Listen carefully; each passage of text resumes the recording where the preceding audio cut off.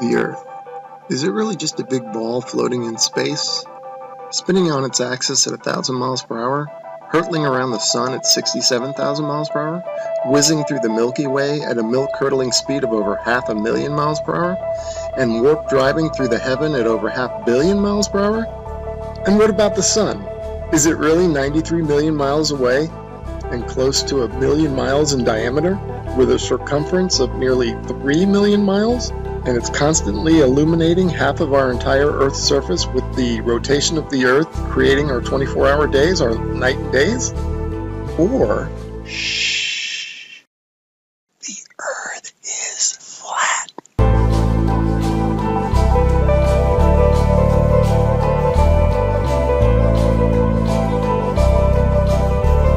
And maybe it's completely still, just like we experience. And maybe the sun isn't big, but is very small and very close, and not illuminating the Earth from 93 million miles, but is illuminating locally. And maybe everything, the sun, moon, and stars, are not far away, but are circling overhead relatively close. In this video, we're going to explore the latter option, and at the end, we're going to reveal startling evidence through the use of time-lapse photography that the sun cannot possibly be 93 million miles away, but is in fact very close, and is illuminating locally as it traverses our flat Earth. Oh man, and watch how this sun comes at you. Boom! I mean, come on. And that's all perspective. If you look at jet trails, Google Images, you'll see them. They start out low at the horizon, they come up overhead. Look at that thing. They come up overhead and then they go down to the horizon. Perfectly explains what the sun would do. Here it is going overhead. I love time lapse. And look at this. You can't go out and look at the sun. You can't see this stuff, except that it's on, time lapse like this. It's incredible. Now watch this thing. It's sweeping. The sun over flat Earth is doing a big circle, right? Look at this thing. See it sweeping to the right. It's like a lefty bowler. Just toss that down the alley, and there it goes, hooking into the pocket.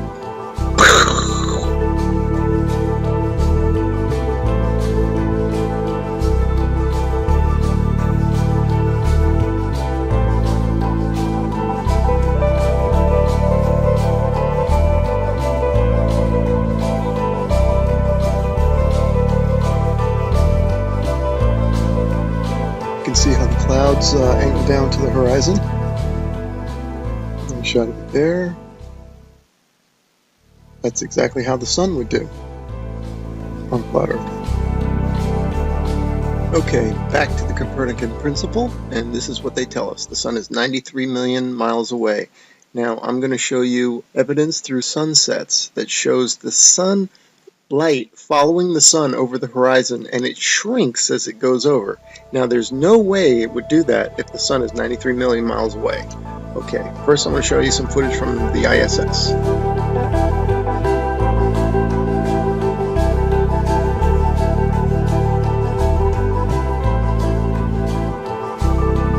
Okay, now watch this animation. Watch this sunset. Now this is exactly, if they came to me and said, do an animation, this is how I would do it. If the sun were 93 million miles away. Just like that. Have the whole horizon fade evenly. But that's not what we see.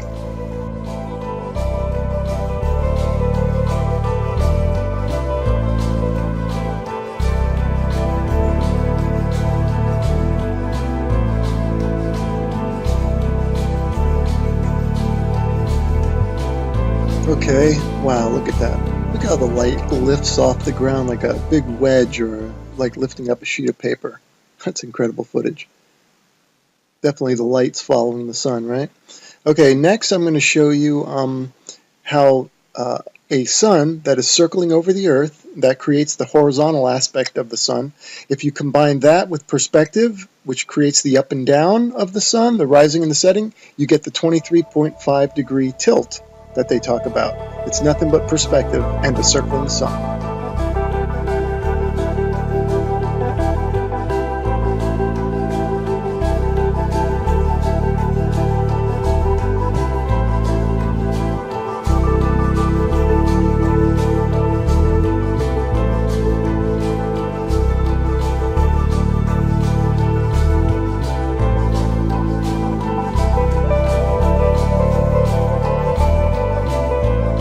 here's another sun sweeping out a big circle.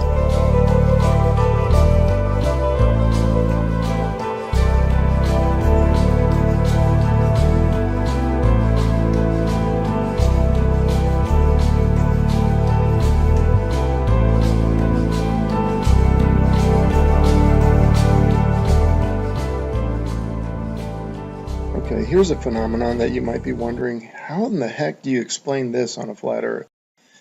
Well, this footage is taken from Alaska during the summer, and the sun does look like it's going up and down. The reason it's doing that is that this town in Alaska is not in the center of the sun's circular circuit. In other words, the sun is making a big circle, and the town is not in the center of that circle. So the sun will be closer and further from the viewer with the camera. That will cause it to go higher and lower, and also maybe even bigger and smaller.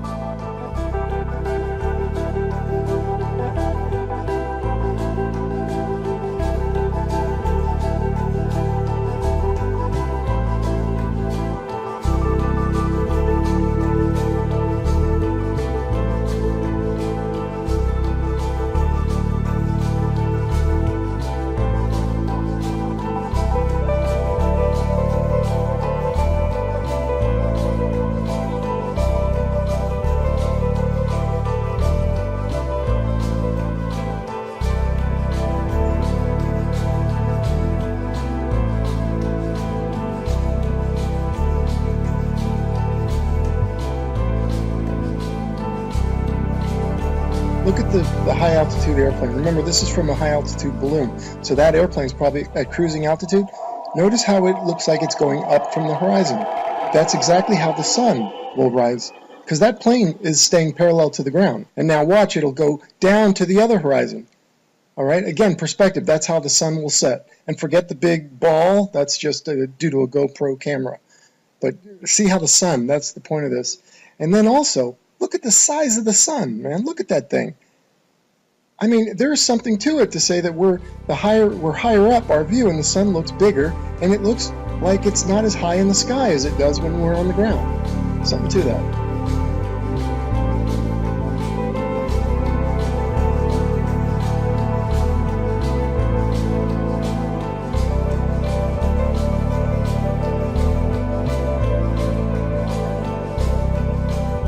Let's explore this notion a bit further, that the sun looks bigger when filmed from higher up. The next 3 slides, I'm going to do a comparison, a side by side. The one on the left, the camera is above the clouds. The camera on the right is ground level.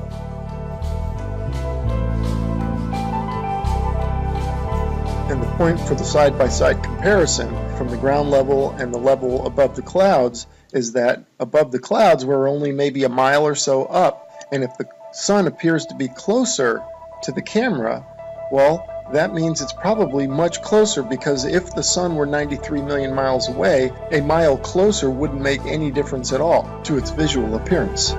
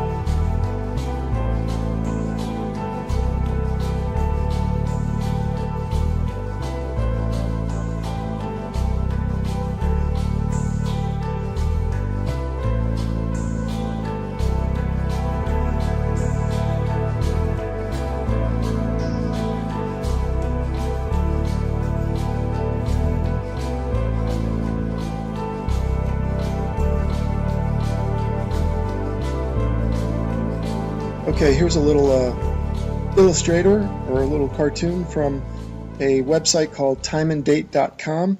It's really funny that they would have a perfect illustration of a sun rising and setting on a flat earth due to perspective.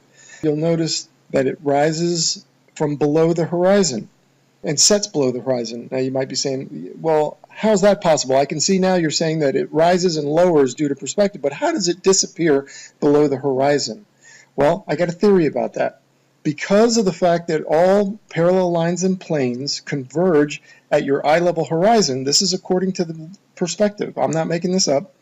If in fact, and they do, they converge at your eye level horizon visually, then it makes sense that after that point they diverge, meaning they then separate, so the sun would continue on a downward track. As you can see from my illustration here, the lines would go to your horizon and then afterwards they would spread out and separate, kind of like a starburst, and the starburst being at your horizon, at your focal point.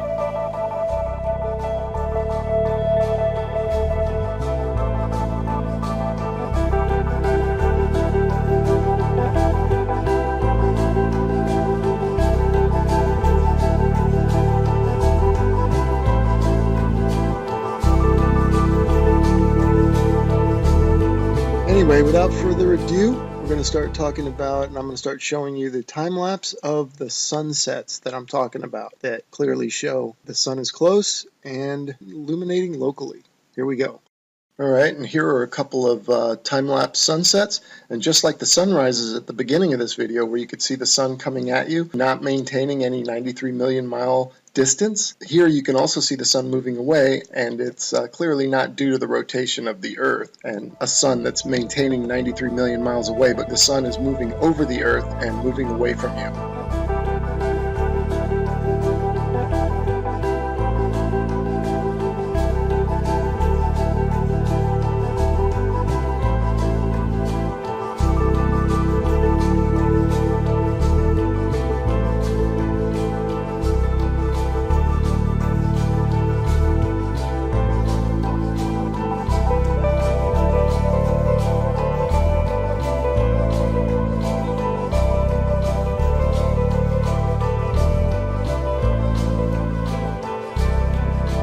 Okay, these next three slides, the sun is almost set already behind the horizon, but watch as the sunlight shrinks and follows the sun. It's definitely a locally illuminating sun, not far away, not very big, and definitely not 93 million miles away.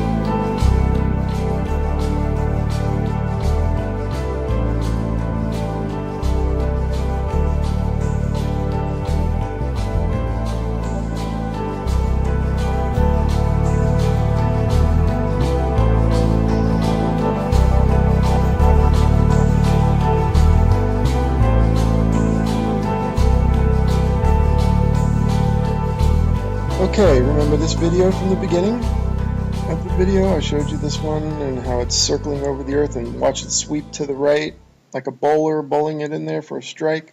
Okay, now I want you to pay attention to the way the light follows the sun. The sunlight's going to shrink, right, as it follows the locally illuminating sun. Now watch this. See it shrinking, following the sun? You do not get that if the sun is 93 million miles away. The entire horizon should fade evenly, just like this supposed shot taken from space of the Earth. You can clearly see the way they depict it. They depict the demarcation between day and night, or light and dark, as a long straight line. And you can see the long straight line moving as one solid piece. That means that the sunset should all fade, the entire horizon should fade evenly. But that's not what we observe, as we will see and as we've seen in the footage so far. The sunlight shrinks and follows the sun over the horizon. So these time-lapse sunsets are definitely the nail in the coffin for heliocentrism. But this particular one here, shot from above the clouds from this observatory, is the final nail in the coffin. Look at how the sun just shrinks and the light shrinks to nothing. That cannot happen, as I showed you in the when the sun illuminates the entire Earth, which it does from 93 million miles away. It has to. You don't get this isolated look at the sunlight trailing the sun. That's only possible with a small sun, close, not very high, illuminating locally. I mean, if this isn't proof to you, then you gotta take the blinders off.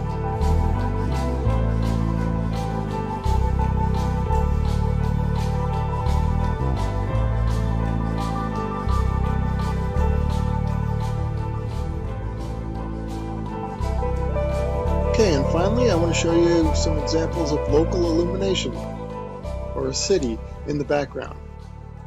This is from Grand Canyon National Park. You can see Las Vegas is one of them. You can see the stars going down, so you know that's not the sun. That's the glow of Las Vegas, it says. You can see that's local illumination. I'm just making an example showing you here's Tuba City and a little bit of Flagstaff. Now, in this one here, you see two lights. Obviously, we don't have two suns, but these are two cities lit up, and it's just to show it looks just like the sun going over the horizon. That's the point of me showing that. That's local illumination at work. The sun is not 93 million miles away, because if it was, the entire horizon would fade evenly, and the entire horizon would fade at the same time. Not what we see here, which is the small sun cruising over the Earth and the light is following it. Case closed.